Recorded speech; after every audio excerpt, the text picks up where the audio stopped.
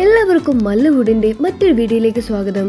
Bazooka എന്ന സ്വന്തം Punyalan, app കൈസേ ഹോ എന്നീ സിനിമകളുടെ അപ്ഡേറ്റ്സ് ആണ് ഇന്ന് നമ്മൾ നോക്കാൻ പോകുന്നത്.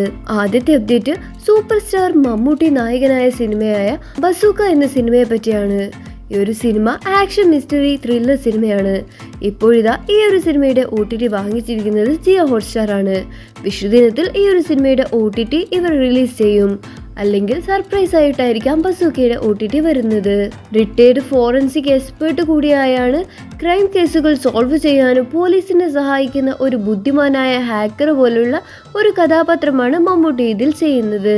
അടുത്ത അപ്ഡേറ്റ് തങ്കമണി എന്ന സിനിമയെ പറ്റിയാണ്.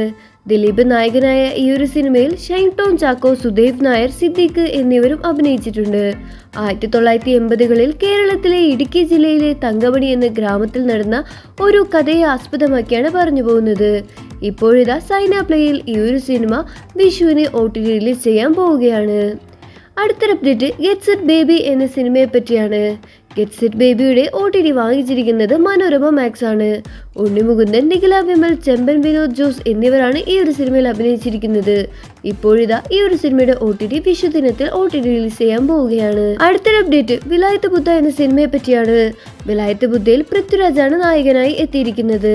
ഇപ്പോഴിതാ ഈ ഒരു സിനിമയുടെ OTT വിഷുദിനത്തിൽ ആമസോൺ പ്രൈമിൽ OTT റിലീസ് ചെയ്യും. അല്ലെങ്കിൽ സർപ്രൈസ് ആയിട്ടായിരിക്കാം ഈ ഒരു സിനിമയുടെ OTT റിലീസ് ചെയ്യുന്നത്. ഈ ഒരു സിനിമ ഒരു ദിവസം വളരെ വിലപിടിപ്പുള്ള ഒരു ചന്ദനമരം മോഷ്ടിക്കാൻ ശ്രമിക്കുന്നതോടെ വലിയ പ്രശ്നങ്ങൾ ഉണ്ടാകുന്നു. ഈ ഒരു സംഭവത്തിന് പിന്നാലെയാണ് കഥ പറഞ്ഞു പോകുന്നത്.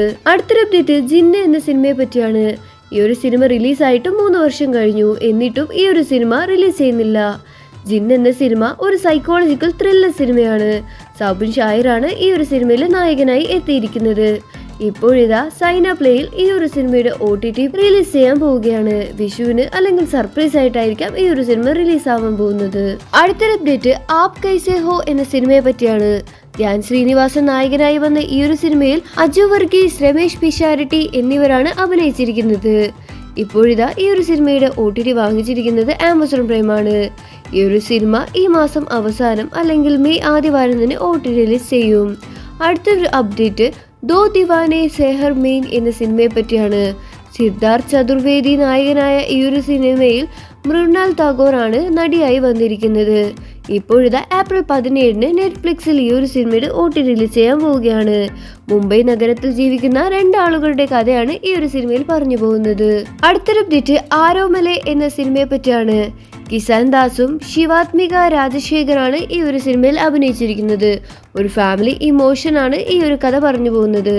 ഇപ്പോഴിതാ TV പ്രീം സൺ TVയിൽ ഈ ഒരു സിനിമ ഏപ്രിൽ 14 റിലീസ് ആവാൻ പോവുകയാണ്. അടുത്തൊരു അപ്ഡേറ്റ് സംഭവം അധ്യായം 1 എന്ന സിനിമയെ പറ്റിയാണ്. അർജുൻ അശോകൻ, ഷൈജു കുറുപ്പ്, അപർണദാസ് എന്നിവരാണ് ഈ ഒരു സിനിമയിൽ അഭിനയിച്ചിരിക്കുന്നത്. ഇപ്പോഴിതാ ജിയോ ഹോട്ട്സ്റ്റാറിൽ വിഷുദിനത്തിൽ ഈ ഒരു സിനിമയുടെ OTT റിലീസ് ഉണ്ടാവും. അടുത്തൊരു അപ്ഡേറ്റ് കണിമംഗലം കോവിലകം എന്ന സിനിമയെ പറ്റിയാണ്.